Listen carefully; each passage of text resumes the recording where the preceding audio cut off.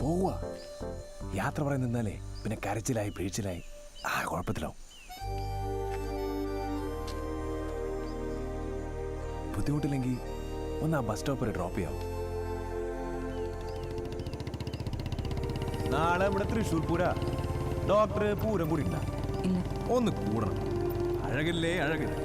ഇപ്രാവശ്യം പാമ്പാടി രാത്രിയില്ല.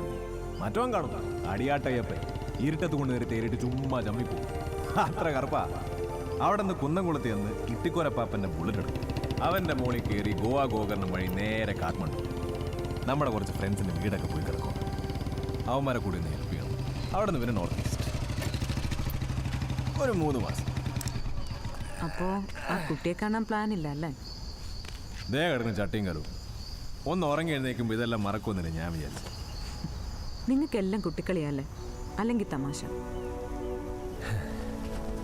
ഒരിക്കലും അല്ല ഡോക്ടറെ. എൻ്റെ അപ്പൻ ഈ കാലത്തിനിടയിൽ ആവശ്യപ്പെട്ടിട്ടുള്ള ഒരേ ഒരു കാര്യം ആ പെങ്കച്ചനൊന്ന് കാണണമെന്ന് മാത്രമാണ്. എങ്കിൽ പിന്നെ അപ്പൻ്റെ ആഗ്രഹമെങ്കിലും ഒന്ന് സാധിച്ചു കൊടുത്തു.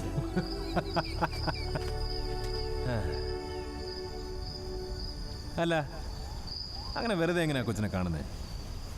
ഇത്രയും തപ്പ് വേണമെന്നൊരു കൊച്ചിനെ കാണുമ്പോൾ ഒരു വെറൈറ്റി ഒക്കെ വേണ്ടേ? അങ്ങനെ കാണുമ്പോഴേ സംഭവം കളറാവത്തുള്ളൂ.